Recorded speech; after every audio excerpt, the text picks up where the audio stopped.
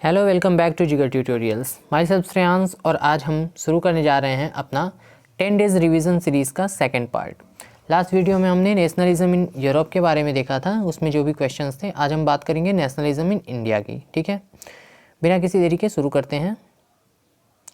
सबसे पहला सेक्शन हमारा होगा MCQs का। इसमें पहला MCQs है, who was the author of the book Hind Swaraj. Hind Swaraj के राइटर कौन थे? तो हिंद स्वराज के राइटर सबको पता है, बहुत ईजी क्वेश्चन है, महात्मा गांधी थे। यहाँ पे दो तीन चीज़ें और नोट कर लो तुरंत। हिंद स्वराज कब लिखा गया था और हिंद स्वराज की थीम क्या थी? ये दोनों इंपॉर्टेंट क्वेश्चन हैं। हिंद स्वराज जो गांधी जी ने लिखा था, इसको लिखा गया था गांधी जी के द्वारा 1909 में। और इसकी थीम क्या थी? थीम का मतलब कि ये किस चीज़ पे बेस्ड थी ये किताब। तो इसमें गांधी जी ने क्या एक्सप्लेन किया था? About the cooperation given by Indians to Britishers. इसमें इन्होंने कहा था कि ब्रिटिशर्स अगर इंडिया में रूल कर रहे हैं तो वो सिर्फ इस वजह से कर रहे हैं क्योंकि हम उन्हें रूल करने दे रहे हैं। अगर हम अपना कोऑपरेशन हटा दिए, हम उनको सपोर्ट नहीं करेंगे, तो ब्रिटिशर्स एक भी दिन इंडिया में रूल नहीं कर पाएंगे। मतलब सिंपली अगर कहा जाए तो नॉन कोऑपरेशन के बारे में ही गांधी जी ने इस किताब में एक्सप्लेन किया था। ठीक है, तो इस किताब को गांधी जी ने लिखा था 1909 में, हिंद स्वराज को। और उसमें उन्होंने कहा था कि ब्रिटिशर्स इंडिया में सिर्फ इसलिए रूल कर रहे हैं क्योंकि इंडियंस कोऑपरेट कर रहे हैं। ठीक, नेक्स्ट क्वेश्चन हमारा है, द नॉन कोऑपरेशन खिलाफत movement began in. Non cooperation खिलाफत मूवमेंट कब शुरू हुआ था? तो नॉन कोऑपरेशन खिलाफत मूवमेंट जो था ये आपका जनवरी 1921 में शुरू हुआ था। ऑप्शन देखो, मार्च 19, ये क्या है 9121। ठीक है, चलो इसको करेक्ट कर लेना, 19 है, 91 नहीं है। मार्च 1921, फरवरी 1921, दिसंबर 1921 या जनवरी 1921। तो ये हुआ था जनवरी 1921 में। एक बैकग्राउंड इसके बारे में बता रहा हूँ, ध्यान से सुनो और कॉपी पेन लेके नोट कर लो। ठीक है, नॉन कोऑपरेशन खिलाफत मूवमेंट शुरू हुआ था जनवरी 1921 में, लेकिन इसको कांग्रेस ने एक्सेप्ट किया था दिसंबर 1920 में। ठीक है, याद रखना, दिसंबर 1920 में। यहाँ से 3 क्वेश्चन आता है। एक चीज़ कि गांधी जी ने कांग्रेस को कब परसुएट किया था? परसुएट का मतलब कब मनाया था इस मूवमेंट के लिए? मनाया था का मतलब आप कहोगे सर मनाया क्यों था? ये याद रखना। देखो, गांधी जी ने 1909 में हिंद स्वराज लिखा था, उसी में गांधी जी ने ये बता दिया था कि हमको नॉन कोऑपरेशन चाहिए। मतलब तभी से गांधी जी नॉन कोऑपरेशन चाहते थे, लेकिन कांग्रेस वाले इसको सपोर्ट नहीं करते थे। क्यों नहीं सपोर्ट करते थे? क्योंकि कांग्रेस को लगता था कि अगर नॉन कोऑपरेशन शुरू किया गया तो बहुत ज़्यादा सीधे, क्योंकि नॉन कोऑपरेशन का मतलब था कि ब्रिटिशर्स के एंटी जाना। तो अगर आप डायरेक्ट ब्रिटिशर्स को अपोज करोगे तो ये एक बहुत ही, कह सकते हो कि बुरा कंडीशन डेवलप हो सकता है। तो इस वजह से कांग्रेस इसको एक्सेप्ट नहीं करता था। लेकिन अब दोबारा से गांधी जी नॉन कोऑपरेशन की बात कर रहे थे तो मनाना तो पड़ेगा ही कांग्रेस को। तो गांधी जी ने मनाया था कांग्रेस को सितंबर 1920 में। याद रखना, सितंबर 1920 में जब कैलकाटा सेशन हुआ था कांग्रेस का, उसमें गांधी जी ने कांग्रेस को मनाया था। लेकिन उसमें कांग्रेस मानी नहीं थी, मना कर दिया था। फिर दिसंबर 1920 में जब नागपुर सेशन हुआ कांग्रेस का, उसमें ये लोग माने थे। तो ये दोनों नोट कर लेना। सितंबर 1920 कैलकाटा सेशन परसुएट किया गया था। दिसंबर 1920 नागपुर सेशन में कांग्रेस ने इसको एक्सेप्ट किया था। और दिसंबर 1920 के बाद जनवरी 1921 में इस मूवमेंट को लॉन्च किया गया था। कौन सा? द नॉन कोऑपरेशन खिलाफत मूवमेंट। तो आंसर क्या हो जाएगा? जनवरी 1921। अगला है, when was non cooperation movement called off. NCM को कॉल ऑफ कब किया गया था? कॉल ऑफ का मतलब बंद करना। तो एनसीएम स्टार्ट हुआ था 1921 में। तो ऑप्शन नंबर ए 1920 राइट हो सकता है क्या? पॉसिबल ही नहीं है। 1921 में जब मूवमेंट शुरू हुआ था तो 1920 में बंद करने की कोई चांसेस ही नहीं है। 3 ऑप्शन है, बी, सी या डी, इन तीनों में से कोई एक होगा। 1921 में शुरू किया गया था, 1922 में इसको कॉल ऑफ किया गया था। याद रखना, 1922 में एक इंसिडेंट हुआ था, बहुत फेमस है, चौरी चौरा इंसिडेंट। ये चौरी चौरा इंसिडेंट 1922 के फरवरी में हुआ था। और इसी फरवरी इंसिडेंट के बाद, फरवरी 1922 के बाद गांधी जी ने नॉन कोऑपरेशन मूवमेंट को कॉल ऑफ किया गया था। तो याद रखना, एनसीएम शुरू हुआ था जनवरी 1921 में, कॉल ऑफ हुआ था फरवरी 1922 में। क्लियर है ना क्यों कॉल ऑफ हुआ था? तो इसको हम लोग अगले क्वेश्चन में देख लेते हैं। Why was NCM called off by Gandhi ji? देखो, बहुत सिस्टमेटिक ढंग से मैंने ये पीडीएफ तैयार किया है। ठीक है, एनसीएम को गांधी जी ने कॉल ऑफ क्यों किया था? Due to Chauri Chaura violent movement, due to protest against British empire, because Muslim did not participate in the movement, या because Christians did not participate in the. इसमें आपको पता है आंसर क्या होगा? Due to Chauri Chaura's violent movement. ठीक है, क्या हुआ था चौरी चौरा में? सबको पता है, पुलिस स्टेशन में आग लगा दी गई थी जहाँ पे काफ़ी लोगों की डेथ हो गई थी। नेक्स्ट क्वेश्चन है, who announced a big offer of dominion status for India in 1929 1929 में डोमिनियन स्टेटस देने का दर्जा देने का ऑफ़र किसने दिया था? तो देखो, डोमिनियन स्टेटस देने का ये जो ऑफ़र था ये दिया था लॉर्ड इरविन ने 1929 में, जब गांधी जी अपना सारा मूवमेंट कर रहे थे और लोगों को अब ऐसा लगने लगा था कि इंडियंस इतने शांत रहेंगे नहीं, अब कुछ ना कुछ इनको ऑफ़र करना पड़ेगा। तो उन्होंने ऑफ़र किया था क्या चीज़? Dominion status. लेकिन इंडियंस इस चीज़ को एक्सेप्ट करने से मना कर दिए थे। और इसी के बाद देखो, पहले इंडियंस डिमांड क्या कर रहे थे? स्वराज की। ठीक है, पहले इन लोग का एम क्या था? स्वराज, हमको स्वराज चाहिए। लेकिन फिर 1929 में बेसिकली ये जो डोमिनियन स्टेटस वाला दर्जा दिया गया था इंडियंस को, ये अक्टूबर में दिया गया था। ठीक है, तो जब इस अक्टूबर 1929 में डोमिनियन स्टेटस का दर्जा देने का ऑफ़र किया गया तो इसको लोगों ने ठुकरा दिया। लोग कहें कि नहीं, हमें नहीं चाहिए डोमिनियन स्टेटस, अब हमें क्या चाहिए? तो अब हमें चाहिए स्वराज नहीं, पूर्ण स्वराज, मतलब कंप्लीट इंडिपेंडेंस, पूरा एकदम भारत छोड़ के चले जाओ तुम लोग, अब हम लोग को टॉलरेट करेंगे ही नहीं आपको। तो पहले लोगों ने यहाँ से टाइमलाइन भी याद रखना, अक्टूबर 1929 में डोमिनियन स्टेटस दिया गया, दिसंबर 1929 में डोमिनियन स्टेटस कैंसिल करने के बाद अक्टूबर 1929 डोमिनियन स्टेटस, दिसंबर 1929 में पूर्ण स्वराज की डिमांड को फॉर्मुलेट किया गया था। अब एक चीज़ और याद रखना कि यहाँ से दो क्वेश्चन आता है।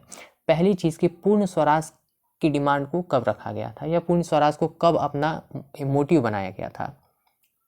याद रहेगा, दिसंबर 1929 में। अक्टूबर 1929 में क्या था? Dominion status.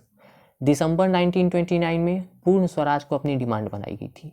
कहाँ पे बनाई गई थी? तो कोई भी काम होता तो कांग्रेस के किसी सेशन में होता था, तो कांग्रेस के सेशन में, कहाँ के? लाहौर सेशन में। ठीक है ना, तो पूर्ण स्वराज को एक्सेप्ट किया गया था दिसंबर 1929 के कांग्रेस के लाहौर सेशन में, ये याद रखना, इंपॉर्टेंट है। ठीक है, अगला क्वेश्चन देखते हैं। देखो, इसका आंसर क्या हो जाएगा? बी हो जाएगा, वाइसरॉय इरविन। जो भी आंसर है आपका वो इटैलिक फॉन्ट में है, तो वाइसरॉय इरविन इसका आंसर हो जाएगा। अगला है, who organise Dalits into depressed class association. Dalits को डिप्रेस्ड क्लास एसोसिएशन में किसने ऑर्गेनाइज किया था? बहुत इजी क्वेश्चन है ये, डॉक्टर भीमराव अंबेडकर। ठीक है, अगला है, who among the following was the author of the famous novel Anand Math. ये आनंद मठ की स्पेलिंग एक बार देख लेना, ANAND है, M हो गया है। ठीक है, who among the following was the author of the famous novel Anand Math. Anand मठ के राइटर कौन थे? तो इसका आंसर आपको बंकिम चंद्र चट्टोपाध्याय हैं। बंकिम चंद्र चट्टोपाध्याय जो हैं वो आनंद मठ के राइटर थे। एक क्वेश्चन यहाँ पे है आप लोगों से, आनंद मठ जो नॉवेल है, इस चीज़ के बारे में हम लोग यहाँ पढ़ रहे हैं, तो क्यों पढ़ रहे हैं? What was the importance of Anand Math according to this chapter. इस चैप्टर में हम ये चीज़ क्यों पढ़ रहे हैं, ये चीज़ आप कमेंट बॉक्स में बताओगे। ठीक है, कमेंट करके बताओ कि आनंद मठ यहाँ पे हम क्यों पढ़ रहे हैं। उसका एक बहुत सिंपल सा आंसर इसके राइटर के नाम में भी है, बंकिम चंद्र चट्टोपाध्याय इनके राइटर हैं, तो आनंद मठ क्यों पढ़ रहे हैं ये आपको सिंपल सा आंसर होना चाहिए। बताओ, देखते हैं। अगला क्वेश्चन है, द रेजोल्यूशन ऑफ पूर्ण Swaraj was adopted at which session of the Congress. अभी ऊपर बताया मैंने, पूर्ण स्वराज को कब एक्सेप्ट किया गया था? दिसंबर 1929 में। कहाँ एक्सेप्ट किया गया था? कांग्रेस के लाहौर सेशन में। ठीक है, दिसंबर 1929 के कांग्रेस के लाहौर सेशन में। तो इसका आंसर हो जाएगा आपका सी, लाहौर। ऑप्शन में क्या है? कराची है, हरीपुर है, लाहौर है, लखनऊ है। आंसर क्या होगा? लाहौर। ठीक है, अगला है, the Simon commission was boycotted in India because. अब ये कहाँ से आ गया साइमन कमीशन? साइमन कमीशन 1927 में फॉर्म हुआ था। क्या था ये साइमन कमीशन? ये एक कमीशन था जो इंडियंस के जो भी ब्रिटिशर्स के द्वारा इंडियंस के लिए रूल्स रेगुलेशंस बनाए जाते थे, उस चीज़ को चेक करने के लिए इसका फॉर्मेशन हुआ था। अब देखो, यहाँ पे एक बहुत अच्छी कहानी थी। कहानी क्या थी कि इंडियंस डिमांड कर रहे थे कि कोई ऐसा कमीशन बने जो भी ब्रिटिशर्स के द्वारा रूल्स रेगुलेशंस बन रहे हैं उसको चेक करे कि हाँ अच्छा है कि बुरा है, कैसा है। ब्रिटिशर्स ने कहा ठीक है भैया, ऐसा ही होगा। तो उन्होंने एक कमीशन बनाया, लेकिन चतुराई देखो, उस कमीशन में एक भी इंडियन मेंबर्स को नहीं रखा गया। भाई, आप हमारे लिए रूल बना रहे हो, हमारे लिए अच्छा है कि नहीं अच्छा है ये चेक करने के लिए, और हमें को दूर रख रहे हो उससे। तो इस वजह से जो इंडियंस थे उन्होंने साइमन कमीशन का अपोज किया। साइमन कमीशन का फॉर्मेशन किया गया था 1927 में। साइमन कमीशन इंडिया इंटर करने की कोशिश कर रही थी 1928 में। जब ये इंडिया इंटर करने की कोशिश कर रही थी तो इसमें एक भी इंडियन मेंबर्स न होने की वजह से इसको इंडियंस ने अपोज किया। और अपोज करने का तरीका क्या था? बड़े बड़े बैनर्स पे लोगों ने लिखा कि साइमन गो बैक, साइमन वापस जाओ, साइमन गो बैक, और इसी चीज़ का नारा लगाया गया। ठीक है, तो ये जो साइमन गो बैक का नारा लगाया गया, इससे लोगों ने अपोज किया। क्यों अपोज किया था? क्योंकि इसमें एक भी इंडियन मेंबर्स नहीं थे। तो इसका आंसर क्या होगा? There was no Indian member in the commission. ठीक है, सिंपल है। अगला है which was the main cause of boycotting foreign goods during non cooperation movement. Non cooperation movement में जो भी फॉरेन गुड्स था उसको बॉयकॉट किया जाता। क्यों? तो देखो, फॉरेन गुड्स ऑप्शन एक बार पढ़ लेते हैं, उसके बाद एक्सप्लेन करता हूँ। A symbol of western economic and cultural domination. Foreign goods जो था वो वेस्टर्न इकोनॉमी और कल्चरल मतलब इंडियन के कल्चर पे वेस्टर्न डोमिनेशन को शो करता था। दूसरा ऑप्शन है a symbol of foreign rule, एक फॉरेन रूल का सिंबल था। तीसरा है a system of western political domination, और चौथा है a system of oppressive rule, अत्याचारी रूल। तो इसका आंसर आपका हो जाएगा ए, क्योंकि जो फॉरेन गुड्स था इंडिया के मार्केट में वो बहुत ज़्यादा फ्लरिश कर रहा था, बहुत ज़्यादा यूज़ होता था, तो उससे इंडियन मार्केट पे जो वेस्टर्न कल्चर था और वेस्टर्न इकोनॉमी था उसका बहुत ज़्यादा बोलबाला हो गया था। तो उसी चीज़ को अपोज करने के लिए लोगों ने क्या किया? लोगों ने फॉरेन गुड्स को बॉयकॉट करना शुरू किया। ठीक है, हाँ, एक चीज़ और देख लो, एनसीएम की बात हो रही है। एनसीएम का मतलब क्या होता है? नॉन कोऑपरेशन मूवमेंट, की याद रखना, शॉर्ट फॉर्म में लिखा है मैंने NCM, non cooperation movement. Which pact resolved the issue of separate electorate for Dalits between Gandhi and Ambedkar in 1932? 1932 में गांधी और अंबेडकर के बीच में झगड़ा हो गया था। किस चीज़ को लेके हुआ था ये झगड़ा? तो सेपरेट इलेक्टोरेट को लेके हुआ था। एक बार एक कहानी सुन लो। देखो, गांधी जी अपना जो भी मूवमेंट चला रहे थे वो चला रहे थे। जब गांधी जी ये नॉन कोऑपरेशन, सीडीएम, ये सब चला रहे थे, उस टाइम पे गांधी जी के जो सीडीएम वाला मूवमेंट था, सिविल डिसोबीडियंस मूवमेंट, इस समय गांधी जी जब एकदम चरम पे थे तो ब्रिटिशर्स ने क्या किया, इनके सारे जो पॉलिटिकल लीडर्स थे इनको उन्होंने अरेस्ट करना शुरू कर दिया। अब जब वो अरेस्ट करने लगे तो मजबूरन गांधी जी को अपने लीडर्स को छुड़ाने के लिए अपना मूवमेंट बंद करना पड़ा। लेकिन गांधी जी ऐसे तो बंद करेंगे नहीं, तो गांधी जी ने एक पैक्ट साइन किया था इरविन के साथ, जो उस समय का वाइसरॉय था इरविन, उसके साथ गांधी जी ने एक पैक्ट साइन किया था। अब ये गांधी इरविन पैक्ट मार्च 1929 में साइन हुआ था। ठीक है, याद रखना, सॉरी 29 नहीं, मार्च 1931 में शुरू हुआ था। देखो, 30 में साल्ट मार्च हुआ था, साल्ट मार्च के बाद ये जो मूवमेंट चल रहा था सिविल डिसोबीडियंस मूवमेंट, ये स्टार्ट हो गया था। तो 1930 के बाद 1931 के मार्च तक ये सब चला था, लेकिन मार्च में गांधी इरविन पैक्ट साइन हुआ। अब इस गांधी इरविन पैक्ट में क्या कहा गया था? 5 मार्च 1931 को शुरू हुआ था, साइन हुआ था। गांधी इरविन पैक्ट में इरविन ने गांधी जी से क्या कहा था कि आप अपने मूवमेंट को कॉल ऑफ करिए, हम आपके सारे लीडर्स को छोड़ देंगे, साथ ही आपकी सारी डिमांड्स को फुलफिल की जाएगी, आप सेकंड राउंड टेबल कॉन्फ्रेंस में चलिएगा। तो गांधी जी भी इस चीज़ के लिए तैयार हो गए थे और Gandhi ji second round table conference में गए भी थे। सेकंड राउंड टेबल जो कि दिसंबर 1931 में हुआ था, तो दिसंबर 1931 में जो सेकंड राउंड टेबल कॉन्फ्रेंस हुआ था, उस राउंड टेबल कॉन्फ्रेंस में गांधी जी भी गए थे और भीमराव अंबेडकर भी गए थे। अब यहाँ से रिलेट करना, सेकंड राउंड टेबल कॉन्फ्रेंस में गांधी जी भी गए थे और भीमराव अंबेडकर भी गए थे।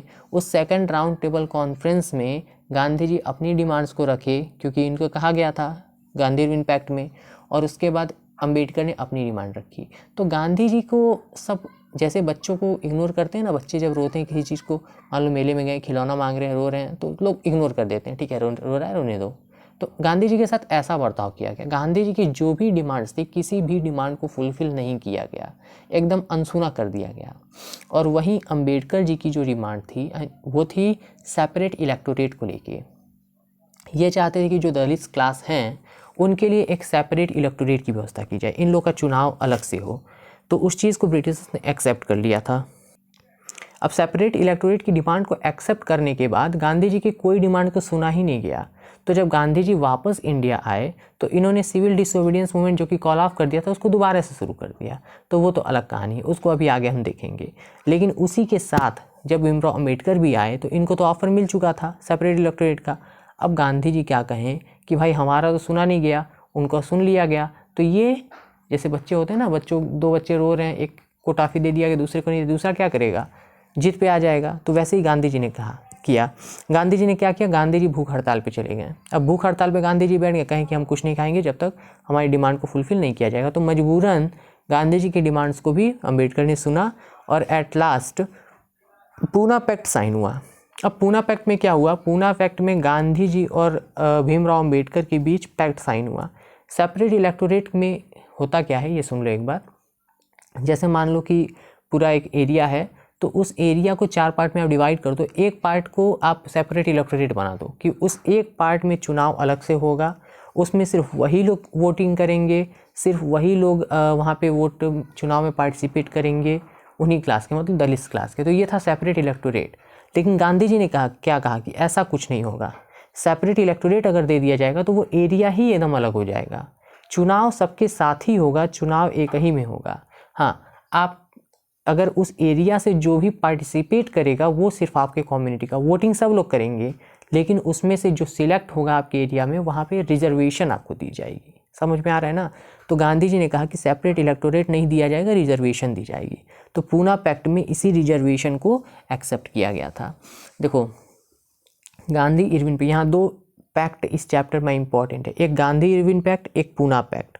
अब इतना तो क्लियर हो गया होगा कि पूना पैक्ट पहले हुआ था या गांधी इरविन।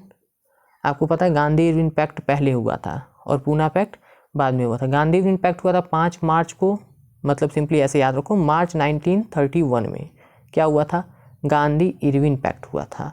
और सितंबर 1932 में जब वो राउंड टेबल कॉन्फ्रेंस से वापस आ गए थे, तो सितंबर के महीने में पूना पैक्ट साइन हुआ था। पूना पैक्ट क्यों साइन हुआ था, गांधी और अंबेडकर के बीच का जो कॉन्फ्लिक्ट था उसको ख़त्म करने के लिए।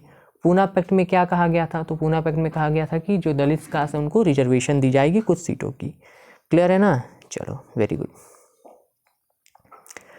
अगला पॉइंट है हमारा, why had Congress ignored the Dalits for long. Congress ने दलित्स को बहुत लंबे समय तक क्यों इग्नोर किया था, क्योंकि कांग्रेस को ये डर लगता था कि अगर हम दलित क्लास को सपोर्ट करेंगे, देखो दलित क्लास ऐसे माना जाता है कि जो हिंदू धर्म है इसमें एक निचले स्तर का कह सकते हो कि उस चीज़ को माना जाता है, और सनातनी जो हैं ये अपर कास्ट हिंदू को, हिंदू में भी जो अपर कास्ट हिंदू होते हैं उनको सनातनी माना जाता है। तो गांधी जी को ऐसा लगता था कि अगर हम दलित को सपोर्ट करेंगे तो दलित को सपोर्ट करने की वजह से हम सनातनीज को हर्ट कर देंगे। इस वजह से वो गांधी जी नहीं, सॉरी कांग्रेस को, तो इस वजह से लोग दलित को थोड़ा सा इग्नोर करते थे। क्वेश्चन क्या है, why had Congress ignored Dalit for long. Option A है due to their liberal outlook, due to fear from Britishers, for fear of offending the Sanatanis and for the fear of doctor Bhimrao Ambedkar. तो last option doctor Bhimrao Ambedkar से डरते थे। देखो answer क्या होगा इसका, answer हो जाएगा C, for the fear of offending Sanatanis, Sanatanis को ऑफेंड करने के लिए, ठीक है, इसके डर से था। अगला हमारा है, which of the following agreement gave reserve seats to the depressed class in provincial and central legislative council.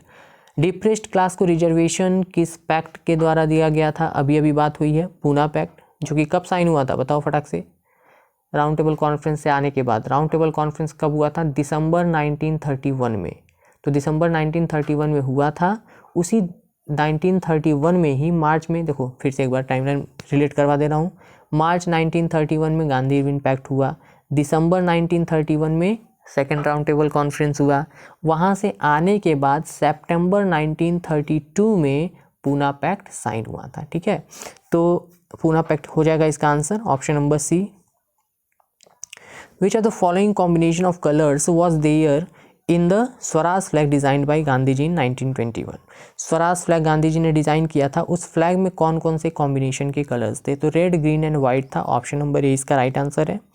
अब यहाँ से भी 2-3 चीज़ें याद रखो। पहली क्वेश्चन कि who design the Swaraj flag of 1921, 1921 में जो स्वराज फ्लैग का डिज़ाइन हुआ था वो किसने डिज़ाइन किया था, तो ये हो जाएगा गांधी जी।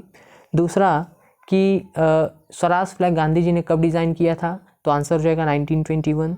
तीसरा कि जो गांधी जी ने 1921 में स्वराज फ्लैग डिज़ाइन किया था उसमें कौन कौन से कलर्स थे, तो ग्रीन, वाइट एंड रेड, ठीक है, रेड ग्रीन और वाइट इसमें कलर्स था। अगला क्वेश्चन हम देखते हैं, who led the CDM in Peshawar. ये एक अच्छा क्वेश्चन है, चैप्टर के थोड़ा डेप्थ से लिया गया है, थोड़ा सा ज़्यादा नहीं, हल्का सा जो ध्यान से पढ़ा होगा वो कर लेगा। Who led the civil disobedience, CDM का मतलब civil disobedience movement. Who led the CDM in Peshawar, Peshawar में सीडीएम को किसने लीड किया था, तो इसका आंसर हो जाएगा आपका अब्दुल गफ्फार खान, ठीक है। Next question, a massive 4 volume collection of Tamil folk tells the folklore of southern India was published by. देखो फोल्क टेल्स क्या होता है, लोक कथाएं। जो तमिल की लोक कथाएं हैं इसकी एक किताब बनी जिसका नाम था the folklore of southern India. ये किताब का नाम है the folklore of southern India. तो वही पूछा गया कि जो the folklore of southern India था इसको किसने पब्लिश किया था। तो इसको पब्लिश किया था नतीशा शास्त्री ने। ऑप्शन कौन सा है, ऑप्शन नंबर सी है। ठीक है, option A Abanindranath Tagore, option B Karol Kurpinski, option C Natisha Shastri और option D none of the above. तो ऑप्शन इसका कौन सा करेक्ट है, नतीशा शास्त्री। यहाँ से एक और क्वेश्चन बन सकता है कि नतीशा शास्त्री ने तमिल फोल्कलोर्स के, ठीक है, फोल्क टेल्स के जो 4 वॉल्यूम का कलेक्शन प्रिपेयर किया था, पब्लिश किया था, उसका क्या नाम था, the folklore of southern India. ठीक है, याद रखना। चलो आगे चलते हैं। अब हम देखेंगे असर्शन रीजन। नियम पता है पहले से, ऑलरेडी कल की वीडियो में हमने डिस्कस किया है। तो क्वेश्चन यहाँ पे है, for the following questions 2 statements are given, one labelled as assertion and other labelled as reason. Select the correct answer to this questions from the codes ABCD as given below. A में क्या कह रहा है कि assertion भी सही है, reason भी सही है और रीजन असर्शन का सही वजह है, करेक्ट एक्सप्लेनेशन है। दूसरा कह रहा है कि असर्शन भी सही है, रीजन भी सही है, लेकिन रीजन असर्शन का करेक्ट एक्सप्लेनेशन नहीं है। तीसरा कह रहा है कि ए असर्शन सही है लेकिन रीजन गलत है। दूसरा कह रहा है कि डी वाला असर्शन गलत है लेकिन रीजन सही है। चलो देखते हैं question number 1। In 1919 Mahatma Gandhi decided to launch a nationwide Rowlatt satyagraha against the proposed Rowlatt act.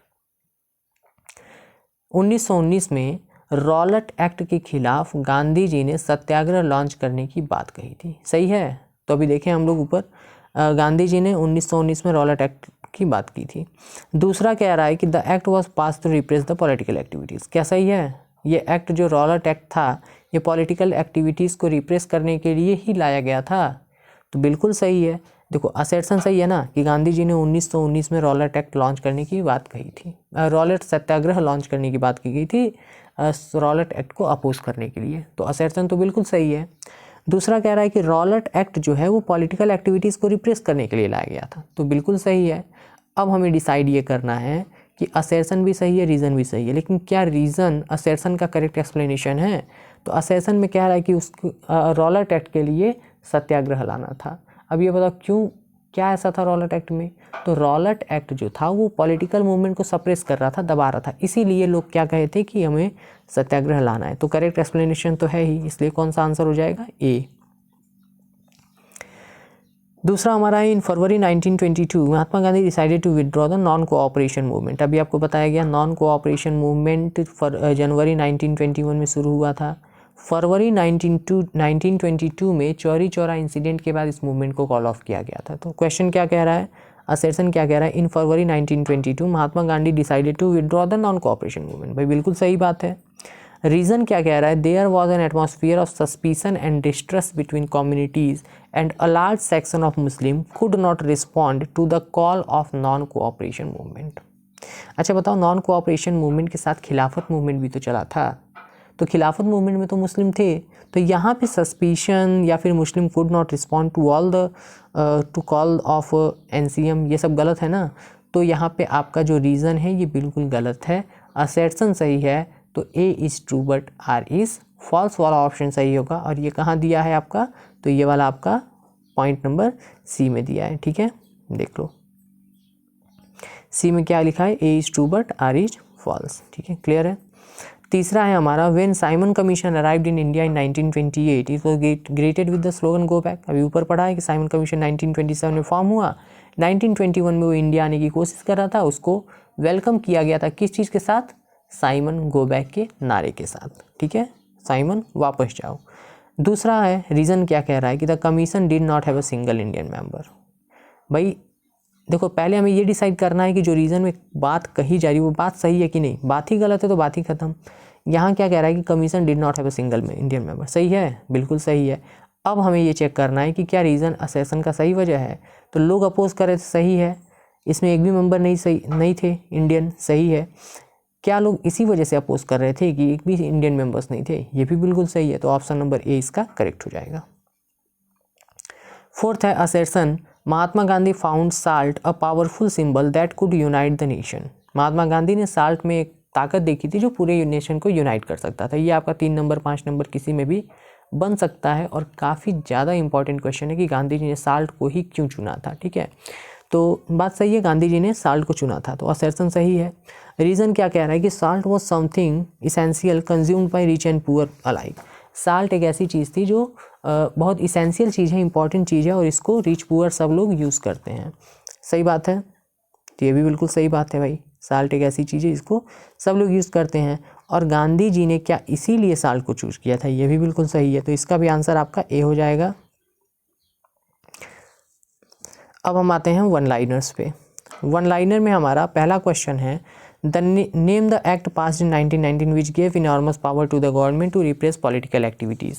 ये इसका आंसर आपका क्या होगा, 1999 में रॉलेट एक्ट पास हुआ था, तो इसका आंसर आपका हो जाएगा रॉलेट एक्ट।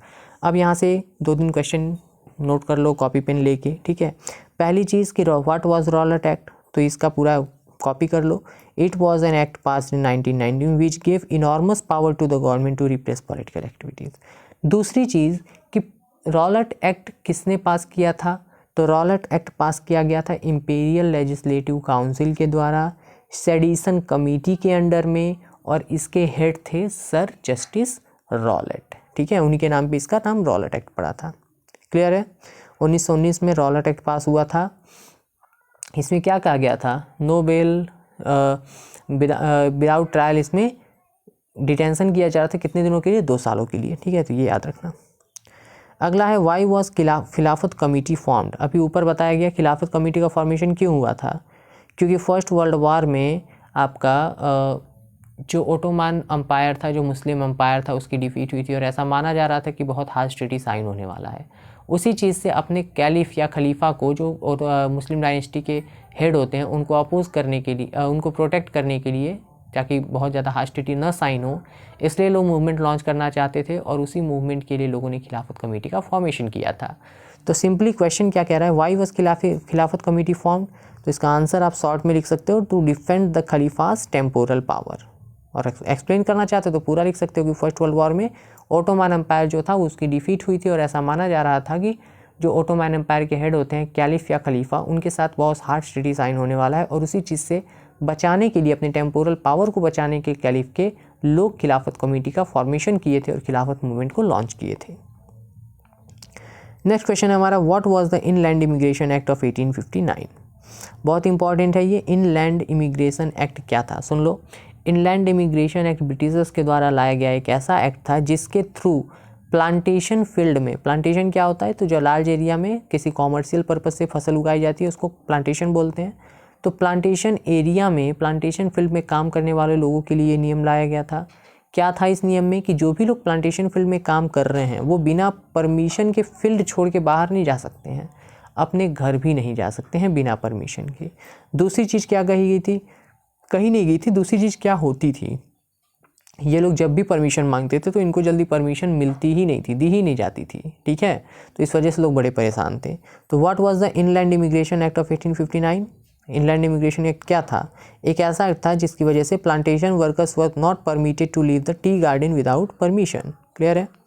नेक्स्ट क्वेश्चन है हमारा, when and why was NCM called off by Gandhi ji. Gandhi ji ने नॉन कोऑपरेशन मूवमेंट को कब और क्यों कॉल ऑफ किया था, तो आपको ऊपर बताया गया 1922 में, फरवरी 1922 में कॉल ऑफ किया गया था because of the violent incident that took place in the Chauri Chaura. ठीक है। Who was the founder of Swaraj party, ये बहुत अच्छा क्वेश्चन है। स्वराज पार्टी के फाउंडर कौन थे। देखो, लोग जब मूवमेंट कर रहे थे तो लोग थक चुके थे, अब लोग क्या चाहते थे कि अब हम पॉलिटिकल रास्ता अपनाएंगे, क्योंकि इनकी डिमांड्स फुलफिल हो नहीं रही थी, सारा मूवमेंट इनका फेल हो जा रहा था। तो लोगों को ऐसा लगने लगा कि अब हमें दोबारा पॉलिटिक्स को शुरू करना चाहिए और इसीलिए लोगों ने स्वराज पार्टी का फॉर्मेशन किया था। कमेंट बॉक्स में बताओ कि स्वराज पार्टी का फॉर्मेशन कब हुआ था। ठीक है, मुझे डेट बताओ कि स्वराज पार्टी का फॉर्मेशन कब हुआ था। यहाँ क्वेश्चन है कि who was the founder of Swaraj party, Swaraj party को फाउंडर कौन थे, तो इसका आंसर होगा इसका C.R. Das and Motilal Nehru. C.R. दास का फुल फॉर्म चित्तरंजन दास। ठीक है, चित्तरंजन दास और मोतीलाल नेहरू इसके फाउंडर थे और ऐसे ही सेम इससे रिलेटेड एक और क्वेश्चन है जिसको लेके बच्चे बहुत कंफ्यूज होते हैं, वो है हमारा who was the founder of Awadh किसान सभा। OUDH भी लिखा जाता है, AWADH भी लिखा जाता है। अवध किसान सभा का फाउंडर कौन था? आपको पता है कि कंट्री साइड में जब नॉन कोऑपरेशन मूवमेंट की बात करोगे तो वहाँ पे अवध के जो किसान हैं उनकी बात होगी, जहाँ पे बाबा रामचंद्रन सन्यासी की बात होगी। तो बाबा रामचंद्रन सन्यासी जी जो थे वो जवाहरलाल नेहरू के साथ मिलके क्या फॉर्म किए थे? अवध किसान सभा का फॉर्मेशन किए थे। अब देखो कन्फ्यूजन क्यों होता है बच्चों को ये तो याद रहेगा कि जवाहरलाल नेहरू और बाबा रामचंद्रन सन्यासी, ये भी याद रहेगा कि CR Das and Motilal Nehru, लेकिन ये याद नहीं रहेगा कि कौन सा किस में है। नेहरू दोनों में है, तो हो सकता है स्वराज में पंडित जवाहरलाल नेहरू आ जाएं और अवध किसान सभा में आपके मोतीलाल नेहरू आ जाएं। तो ये याद रखना, अवध किसान सभा जो था ये जवाहरलाल नेहरू और स्वराज पार्टी जो था ये मोतीलाल नेहरू ने फॉर्म किया था। ठीक है, ध्यान से एक बार नोट कर लेना और पढ़ लेना, इसीलिए मैंने इसको बहुत ही सिस्टमेटिक तरीके से नोट किया है। ठीक है, चलो अगला क्वेश्चन ये क्लियर है ना, who was the founder of Awadh किसान सभा। अच्छा, इसका भी डेट बता देना। ठीक है, कमेंट बॉक्स में बताओ दोनों का डेट, अवध किसान सभा का फॉर्मेशन कब हुआ था और स्वराज पार्टी का फॉर्मेशन कब हुआ था। ठीक है, अगला क्वेश्चन है हमारा, name 2 organisations which were formed by the business class to organise their business interest. अपने बिजनेस इंटरेस्ट को ऑर्गेनाइज करने के लिए, अपने बिजनेस की डिमांड को फुलफिल करने के लिए लोगों ने 2 ऐसे ऑर्गेनाइजेशंस का नाम बताओ जिसको लोगों ने फॉर्म किया था। तो पहला आपका है Indian industrial and commercial Congress, IICC, short form में इसको IICC बोलते हैं, Indian industrial and commercial Congress. Full form भी एग्जाम में पूछा जा सकता है, तो ध्यान दे लेना। ठीक है, ये दोनों इंपॉर्टेंट है। ये क्या हो गया है, चलो फेडरेशन दूसरा वाला है हमारा, पहला तो हो गया Indian industrial and commercial Congress IICC, दूसरा है federation of the Indian chamber of commerce and industries. इसके आगे जो QUESTI है वो समझ में आ रहा होगा ना क्या है क्वेश्चन, आगे टाइपिंग में कुछ मिस्टेक हो गई है। ठीक है, इंडस्ट्रीज़ तक ही है ये, तो इसका शॉर्ट फॉर्म क्या होगा? FICCI। दोनों का फुल फॉर्म पूछा जाता है, एक IICC और दूसरा FICCI। FICCI क्या था? तो ये दोनों का दोनों क्या है? ऑर्गेनाइजेशन से जिसको फॉर्म किया गया था बिजनेस क्लास के द्वारा अपने बिजनेस इंटरेस्ट को फुलफिल करने के लिए। क्लियर है ना, पढ़ लेना ध्यान से इसको। अब आते हैं 3 मार्क्स के क्वेश्चन पे। देखो मैं पूरी कोशिश कर रहा हूँ कि ज़्यादा से ज़्यादा चीज़ें आपको चैप्टर में एक्सप्लेन कर दी जाएँ, और इसलिए पूरी मेहनत की जा रही है आपके लिए, तो बोलना ना पड़े। बाकी जो भी लाइक शेयर सब्सक्राइब है, अच्छा ही लगता है बार बार बोलना। ठीक है, खैर मैंने कभी बोला ही नहीं है। 3 मार्क्स के क्वेश्चन में क्या कहा जा रहा है? What were the impact of first world war on India. मैं बता रहा हूँ ना कि पूरी मेहनत कर रहा हूँ ताकि तुम लोग का अच्छा नंबर आए। अब देखो इसमें क्या है, अभी तक मैंने कल जब वीडियो बनाया था तो उसमें आंसर नहीं लिखा था, लेकिन इसमें मैंने आंसर भी लिख दिया है, क्योंकि मुझे लगा कि आंसर की ज़रूरत है आप लोग को। हालांकि शॉर्ट में ही लिखा है, लेकिन एक आपको ओवरव्यू मिल जाएगा कि क्या क्या चीज़ें इसमें लिखनी चाहिए। अब आप लोग बताओ कमेंट बॉक्स में, कोई रिस्पांस नहीं देते हो, कमेंट बॉक्स में कम से कम इतना तो रिस्पांस दो कि जो चीज़ें आपके लिए की जा रही हैं वो आपके लिए हेल्पफुल है कि नहीं है, क्या है। ठीक है, बताओ कमेंट बॉक्स में कि ये चीज़ जो मैंने अभी चेंज किया है इसमें उससे कुछ हेल्प मिल रहा है कि नहीं। What was the impact of first world war on India. तो क्या इम्पैक्ट था? बहुत इंपॉर्टेंट क्वेश्चन है कि फर्स्ट वर्ल्ड वॉर का क्या इम्पैक्ट था इंडिया पे। अब देखो, increase in defence expenditure, increase in war loans, increase in taxes, custom duties were raise, income tax was introduce, doubling prices between 1913 to 1918 and force recruitment. ये सारी चीज़ें थी। इसके साथ ही जो प्राइजेस, फूड के प्राइजेस वगैरह बढ़ गए थे, जो वर्ल्ड में डिमांड जो था वो घट गया था। ठीक है, एक बार समझ लो कि वर्ल्ड वॉर की कंडीशन क्या हुई थी। जब वर्ल्ड वॉर चल रहा था, फर्स्ट वर्ल्ड वॉर, चूँकि इंडिया तो पार्टिसिपेट की नहीं थी, तो जब वर्ल्ड वॉर चल रहा था उस टाइम पे यूरोपियन कंट्रीज जितनी भी थी वो सब वर्ल्ड वॉर में पार्टिसिपेट किए थे। अब उस समय जो पूरे वर्ल्ड की जो भी प्रोडक्शन का काम था वो यूरोपियन कंट्रीज़ ही देखते थे। चूँकि वो लोग वर्ल्ड वॉर में बिजी हो गए थे तो इंडिया के ऊपर उसका जिम्मा आ गया था। जिम्मा क्या कह सकते हैं, इंडियंस को एक मौका मिल गया था, तो इंडियंस पूरे वर्ल्ड की डिमांड्स को फुलफ़िल कर रहे थे। जब वर्ल्ड वॉर ख़त्म हो गया तो इंडियंस उस चीज़ को समझ नहीं पाए कि अपना प्रोडक्शन लो कर दिया जाए। ये उसी स्पीड में अपना प्रोडक्शन करते रहे, लेकिन जब यूरोपियन कंट्रीज़ फ्री हो गए वर्ल्ड वॉर से तो उन्होंने अपना प्रोडक्शन शुरू कर दिया, और एज अ रिज़ल्ट इंडिया से जो डिमांड्स थे वो डिक्लाइन हो गए। अब इन लोग का प्रोडक्शन ज़्यादा था, डिमांड कम था, और ऐसी कंडीशन में आपको पता है क्या होगा, जब प्रोडक्शन ज़्यादा होगा डिमांड कम होगा, तो ऐसी कंडीशन में आपके प्राइसेस या वैल्यू जो भी आपके गुड्स के हैं वो डाउन हो जाएंगे। तो इन सब की वजह से इंडियंस की चीज़ें जो थी वो मार्केट में इतना ज़्यादा हो गया कि बिक ही नहीं रहा था और लोगों को प्रॉब्लम फेस करना पड़ रहा था। ठीक है, देखो थोड़ा बैकग्राउंड में म्यूजिक वगैरह चल रहा है तो उस पर फोकस मत करना, क्योंकि आपको पता है कल होली का टाइम चल रहा है तो म्यूजिक वगैरह तो चलेगा ही थोड़ा बहुत। ठीक है, खैर हाँ ये हो गया आपका। देखो शॉर्ट में लिखा है। हाँ एक चीज़ और ध्यान देना, एग्जाम में कभी भी आप इतना बड़ा बड़ा मत लिख के आना। जैसे इंक्रीज इन डिफेंस एक्सपेंडिचर मैंने लिख दिया, अब आप इतना ही लिख के आ जाओगे इंक्रीज इन डिफेंस एक्सपेंडिचर, और कहोगे सर हम पूरा करके आए हैं। तो इतना नहीं, आपको पूरा एक्सप्लेन करके लिखना है। ठीक है, चलो हाँ 3 मार्क्स में आप बहुत ज़्यादा एक्सप्लेन नहीं करोगे, थोड़ा थोड़ा मतलब एक कंप्लीट स्टेटमेंट बना के लिखना। ठीक है, 5 मार्क्स में कोई लिमिटेशन नहीं, आप जितना एक्सप्लेन कर सकते हो, जितना लंबा लिख सकते हो खींच के लिखो, क्योंकि पैटर्न जो बोर्ड का हो गया है वो थोड़ा चेंज हो गया है, ईजी हो गया है, आपके पास टाइम सफिशियंट रहेगा। तो 5 मार्क्स वाले क्वेश्चन में बिल्कुल भी कमी नहीं होनी चाहिए। ठीक है, जितना पॉइंट सब पॉइंट का सब पॉइंट जितना बना सकते हो बनाना और लिखना पूरा एक्सप्लेन करके। चलो अगला क्वेश्चन देखते हैं।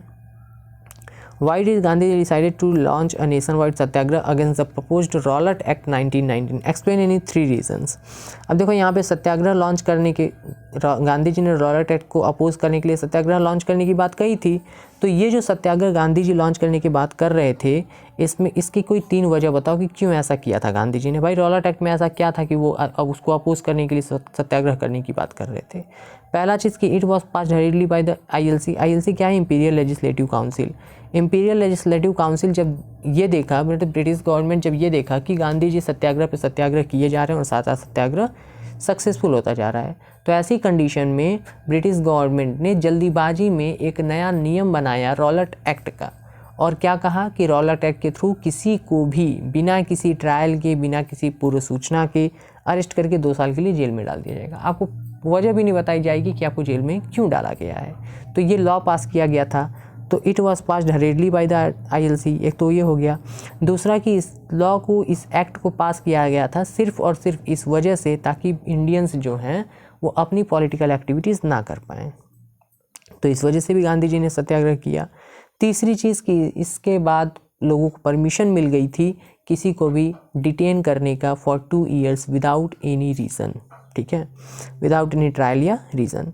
और सबसे लास्ट वाला जो पॉइंट है कि गांधी जी 3 सत्याग्रह कर चुके थे, चंपारण में, खेड़ा में, अहमदाबाद में, जो कि काफ़ी सक्सेसफुल नहीं रहा था। तो इस वजह से गांधी जी को लगा कि जो ये रॉलेट एक्ट है ये अच्छी चीज़ नहीं है और इसको अपोज करने के लिए हमें सत्याग्रह करना चाहिए। इस वजह से भी गांधी जी ने सत्याग्रह लॉन्च किया था। अगला है analyse any 3 economic effect of non cooperation movement. पहला आपका हो जाएगा boycotting of the foreign goods. Non cooperation movement का क्या इम्पैक्ट रहा था, इकोनॉमिक इम्पैक्ट। तो boycott of the foreign goods को लोगों ने बॉयकॉट कर दिया। दूसरा इंपोर्ट हाफ बिटवीन 1921 to 22, जो फॉरेन गुड्स था उसका इंपोर्ट बहुत कम हो गया, हाफ हो गया 1922 से 22 के बीच में। और तीसरा सबसे बड़ा जो इम्पैक्ट पड़ा था वो था इंडियन इंडस्ट्रीज़ को।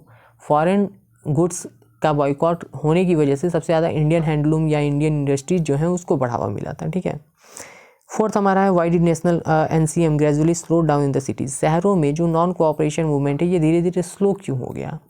आपको पता है नॉन कोऑपरेशन मूवमेंट जब लॉन्च हुआ था तो स्टार्टिंग में बहुत ज़्यादा इंथुसियास्टिकली, बहुत ज़्यादा एक्टिवली लोग पार्टिसिपेट किए, लेकिन धीरे धीरे टाइम बीतने के साथ लोगों ने इसमें पार्टिसिपेशन कम कर दिया था। तो इसका रीज़न समझ लो। देखो नॉन कोऑपरेशन मूवमेंट में ये कहा गया था कि कोऑपरेट नहीं करना है। इसको लॉन्च करते ही लोगों ने अपने जो भी इंस्टीट्यूशंस वगैरह थे उसको लोगों ने छोड़ना शुरू कर दिया। फॉरेन गुड्स को लोगों ने बॉयकॉट कर दिया। फॉरेन गुड्स को बॉयकॉट कर देंगे तो पहनेंगे क्या, खादी, इंडियन मेड गुड्स। दूसरी चीज़ कि लोगों ने, जो स्टूडेंट्स थे वो स्कूल जाना छोड़ दिए। जो टीचर्स पढ़ाते थे, इंडियन जो टीचर्स थे जो फॉरेन वेस्टर्न स्कूल्स में पढ़ाते थे वो लोग टीचिंग छोड़ दिए। जो लॉयर्स वगैरह थे वो लोग कोर्ट जाना छोड़ दिए। लेकिन दिक्कत क्या हुई, ये तो स्टार्टिंग की कहानी होगी जब लोग बहुत एक्टिवली पार्टिसिपेट कर रहे थे। लेकिन कुछ टाइम बीतने के बाद इंडिया में खादी बहुत ज़्यादा महंगा था तो लोग अफोर्ड नहीं कर पा रहे थे, और तो वापस से लोगों को स्विच करना पड़ा कहाँ, फॉरेन गुड्स की तरफ। इंडिया में इंडियन स्कूल्स बहुत कम थे, इंडियन कोर्ट्स बहुत कम थे, तो लोगों को मजबूरन फिर से वहीं पे जाना पड़ा। इसलिए स्टार्टिंग में जो मूवमेंट बहुत ज़्यादा लोगों ने एक्टिवली पार्टिसिपेट किया था वो धीरे धीरे फीका पड़ने लगा। ठीक है, ये भी एक इम्पॉर्टेंट क्वेश्चन है। अगला है explain the condition of plantation workers during the colonial rule in India. जब कॉलोनियल रूल चल रहा था, ब्रिटिशर्स रूल चल रहा था, उसमें प्लांटेशन वर्कर्स की क्या कहानी थी, तो पढ़ लेना, इसको ज़्यादा एक्सप्लेन नहीं करूँगा, ठीक है। फ्रीडम का मतलब इन लोग के लिए था कि हमें मूवमेंट, मतलब प्लांटेशन फील्ड से अंदर बाहर आने की परमिशन मिले, फ्रीडम हो, तब हम मानेंगे कि हाँ हम फ्री हैं। दूसरी चीज़ ये चाहते थे कि हमारा विलेज से लिंक बना रहे, लेकिन ब्रिटिशर्स ने क्या किया था, इनको बाउंड कर दिया था प्लांटेशन फील्ड में।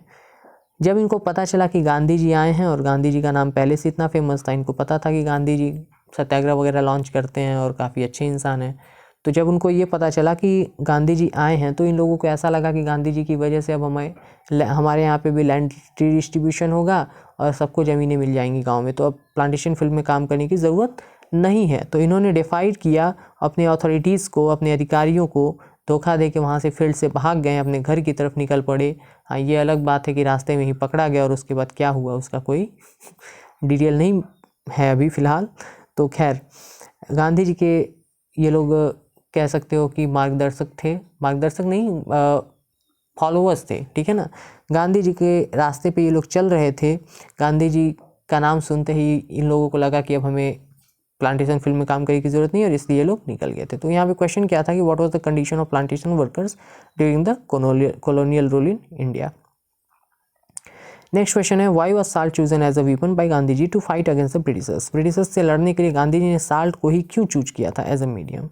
क्योंकि साल्ट बहुत इसेंशियल चीज़ है, सभी लोग यूज़ करते हैं, और साल्ट पे जो ब्रिटिशर्स टैक्स लगाते हैं या फिर जो भी मोनोपोली करते हैं, उस चीज़ को अगर गांधी जी एक्सप्लेन कर लेते हैं लोगों को, तो लोग बहुत ज़्यादा अफेक्टेड होंगे, और ब्रिटिशर्स का जो ऑपरेसिव फेस है, अत्याचारी जो मुखौटा है, वो लोगों के सामने आएगा, अत्याचारी जो चेहरा है वो लोगों के सामने आएगा, और लोग गांधी जी के साथ आएंगे, ठीक है। तो इस वजह से गांधी जी ने साल्ट को ही चूज किया था। देखो, जितने भी आंसर्स हैं मैंने लिख तो दिया है, लेकिन बिना लिखे एग्जाम में मत जाना, हर एक क्वेश्चन को लिख के प्रैक्टिस जरूर करना, बार बार कह रहा हूँ, ठीक है। अगला है, explain the impact of world wide economic depression on India towards the late 1920s। World wide economic depression, world war की वजह से पूरे विश्व में जो है इकोनॉमिक डिप्रेशन की कंडीशन डेवलप हुई थी, उसका क्या इम्पैक्ट था इंडिया पे, ये कहा जा रहा है। तो एक एक्सपोर्ट इंपोर्ट कम हो गया था, और जो भी प्राइसेस वगैरह हैं इंडिया में, मैंने आपको बताया ना कि वर्ल्ड वॉर के बाद जो भी इंडिया में प्रोडक्शन है वो बहुत ज़्यादा हाई हो गया था, प्रोडक्शन बहुत ज़्यादा बढ़ गया था और डिमांड बहुत ज़्यादा कम हो गया था। प्रोडक्शन बढ़ने की वजह से चीज़ों के जो प्राइसेस हैं वो बहुत ज़्यादा गिर गए थे, बहुत ज़्यादा लो हो गए थे, ठीक है। तो prices of fall of the prices of the goods हो गया था। अब जब लोगों को, देखो, लोगों का प्रोडक्शन बहुत ज़्यादा हो गया था लेकिन बिक रहा नहीं था। अब मान लो अगर आप 100 रुपये लगा के कोई चीज़ प्रोड्यूस करो और उसको 10 रुपये में बेचने पे भी ना बिके, तो क्या आपका कोई फ़ायदा है? कोई नहीं, फ़ायदा क्या, बहुत अच्छा खासा नुकसान हो जाएगा। तो ऐसा ही कंडीशन लोगों को फेस करना पड़ा, लेकिन इसके बाद भी कोई रिलीफ नहीं था टैक्सेस में। क्या लिखा हुआ है? No relief in the taxes. Taxes में कोई रिलीफ ब्रिटिश गवर्नमेंट के द्वारा नहीं दिया जा रहा था। सबसे ज़्यादा कौन अफेक्टेड था? तो सबसे ज़्यादा आपको पता है एग्रीकल्चरल प्रोडक्शन वाले लोग ही अफेक्टेड होंगे। तो पीजेंट्स वर वर्स्ट हिट। अब इनके साथ कंडीशन क्या थी? इंडेप्टनेस बढ़ गया था, कर्ज इनके ऊपर बहुत ज़्यादा हो गया था। सेल और मॉर्टिज देयर लैंड, अपनी ज़मीनों को ये बेचने पे मजबूर हो गए थे। Force to sell their assets, asset थे सोना चांदी या वॉटेवर, उसको लोग मजबूर हो गए थे बेचने के लिए। ये सब किसका इम्पैक्ट था? वर्ल्ड वाइड इकोनॉमिक डिप्रेशन जो हुआ था 1920 के बाद, उसका इम्पैक्ट था ये सब। अब आते हैं हम 5 मार्क्स क्वेश्चन पे। पहला है, explain the causes that led to the NCM in 1920। 1920 में जो नॉन कोऑपरेशन मूवमेंट लॉन्च हुआ था, उसके पीछे क्या कॉज था? तो पहला आपका है first world war. First world war की वजह से, अभी ऊपर हमने देखा कि फर्स्ट वर्ल्ड वॉर की वजह से क्या इम्पैक्ट पड़ा था, तो वो एक हो जाएगा। दूसरा, सत्याग्रह, गांधी जी सत्याग्रह लॉन्च कर रहे थे और इसकी वजह से रॉलेट एक्ट पास हुआ, तो सत्याग्रह को उससे रिलेट करके लिख सकते हो। तीसरा है रॉलेट एक्ट को अपोज करने के लिए लोगों ने नॉन कोऑपरेशन मूवमेंट को लॉन्च किया था। चौथा है जलियांवाला बाग इंसिडेंट, जो 13 अप्रैल में जलियांवाला बाग में जनरल डायर ने बहुत सारे लोगों को शूट कर दिया था, वो कहानी है। और पांचवा है यूनाइटेड स्ट्रगल। ये थोड़ा समझ लो। देखो, यूनाइटेड स्ट्रगल का क्या मतलब है, आपको बताया गया कि नॉन कोऑपरेशन मूवमेंट जब लॉन्च हुआ था उस समय हिंदू और मुस्लिम साथ में थे। नॉन कोऑपरेशन खिलाफत मूवमेंट लॉन्च हुआ था, तो एक यूनाइटेड स्ट्रगल बन के ये सामने आया था, और इसलिए भी गांधी जी ने नॉन कोऑपरेशन मूवमेंट को लॉन्च किया था, ठीक है। नेक्स्ट हमारा, explain the course of NCM in the country side. Country side का मतलब विलेज एरिया, तो विलेज एरिया में नॉन कोऑपरेशन मूवमेंट का क्या ग्रोथ था, क्या कोर्स था, कोर्स का मतलब कि कैसे ये चीज़ आगे बढ़ी थी। तो आपको पता है कि कंट्री साइड में जो लीडर्स थे, कौन लीड कर रहा था मूवमेंट को, पीजेंट्स जो थे, ट्राइबल पीपल्स थे, जो लोकल लीडर्स थे वही लीड कर रहे थे। तो led by peasant, tribals and local leaders. Awadh में किसने मूवमेंट को लीड किया था, पता है ना, सन्यासी जी, बाबा रामचंद्रन सन्यासी। तो बाबा रामचंद्रन सन्यासी ने अवध में अपने इस मूवमेंट को लीड किया था। और इनकी जो लड़ाई थी कंट्री साइड में, ये डायरेक्ट ब्रिटिशर्स से नहीं थी, इनकी लड़ाई किससे थी, इनकी लड़ाई थी तलुकदार्स और लैंडलॉर्ड से। ठीक है, प्रॉब्लम क्या थी इनकी कि इनसे बहुत ज़्यादा जो भी लैंडलॉर्ड्स थे, मतलब जिनकी ज़मीनों पे ये काम करते थे, वो रेंट बहुत ज़्यादा लेते थे इनसे, ज़रूरत से ज़्यादा रेंट चार्ज करते थे। ठीक है, और इनकी तो मजबूरी थी काम करना। पहली प्रॉब्लम थी हाई रेंट। दूसरा था कि बहुत तरीके के टैक्सेस लिया करते थे लोग इनसे। तीसरा चीज़ बेगार करना पड़ता था। बेगार का मतलब कि वर्क विदाउट पेमेंट, बिना किसी पेमेंट के बड़े बड़े लैंडलॉर्ड्स और तलुकदार्स के यहाँ इनको मजबूरी में काम करना पड़ता था।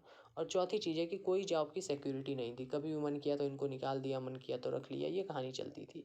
तो ये सब प्रॉब्लम था। तो इनकी डिमांड क्या रहेगी, डिमांड मैंने यहाँ पे मेंशन नहीं किया है, डिमांड को रिलेट करके लिख लेना। हाई रेंट था तो लो रेंट की डिमांड रही होगी, वैरायटी ऑफ टैक्सेस था तो टैक्सेस ख़त्म करने की बात रही होगी, बेकारी सिस्टम को अपोज करने की बात रही होगी, यही सारी उनकी डिमांड्स थी। ठीक है, ये कैसे लोगों ने इसको ऑर्गेनाइज किया था, तो बंद्स वर ऑर्गेनाइज्ड। बंद क्या है, जो बंद है, बंद का मतलब कि हड़ताल। ठीक है ना, तो देखो नॉन कोऑपरेशन का मतलब हम कोऑपरेट नहीं करेंगे, तो बंद कैसे कर रहे थे, जो नाई और धोबी हैं ये भी बंद कर रहे थे। कैसे कि हम आपका बाल नहीं काटेंगे। बंद का मतलब वही बंद है क्लोज वाला।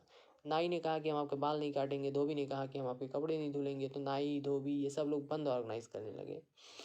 अवध किसान सभा का फॉर्मेशन, अच्छा लिख दिया है क्या मैंने, अच्छा अभी ऊपर होमवर्क दिया है ना मैंने। अवध किसान सभा का फॉर्मेशन कब हुआ था, चलो अवध किसान सभा का फॉर्मेशन हुआ था, यहाँ पे लिख दिया है तो बता दे रहा हूँ, अक्टूबर 1920 में हुआ था। ठीक है, किसने फॉर्म किया था अवध किसान सभा, अभी ऊपर बताया गया है।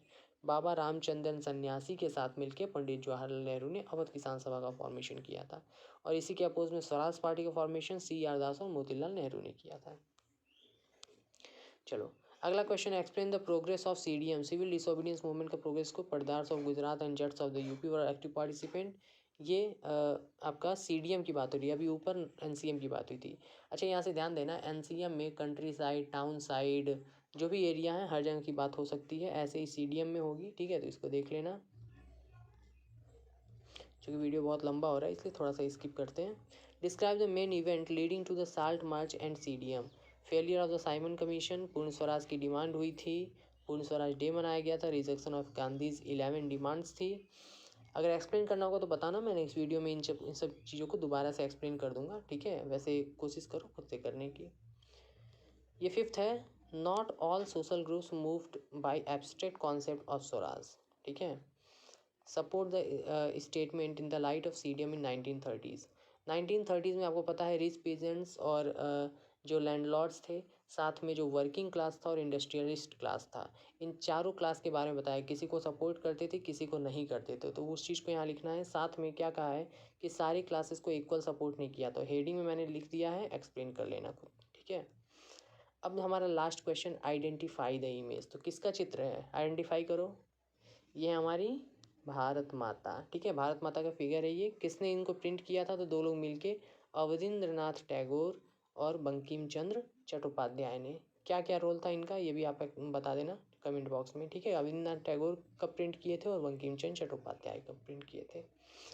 तो ये था हमारा पूरा रिवीजन किस चैप्टर का, आपका नेशनलिज्म इन इंडिया का। ठीक है, कैसा लगा आपको वीडियो ये कमेंट बॉक्स में ज़रूर बताना। ठीक है, मेहनत की गई है तो उसका क्या आपको इम्पैक्ट मिला, क्या फ़ायदा मिला, जितना कोशिश किया गया है आपको समझाने की, समझ आया कि नहीं आया, एक बार कमेंट बॉक्स में बताना ज़रूर। ठीक है, बाकी कोई भी चीज़ अगर एक्सप्लेन करनी हो, कोई भी आपको सुझाव देना हो, कोई भी आप सजेशन देना चाहते हो तो वो चीज़ कमेंट बॉक्स में मेंशन करो। ठीक है, चलो गुड डे।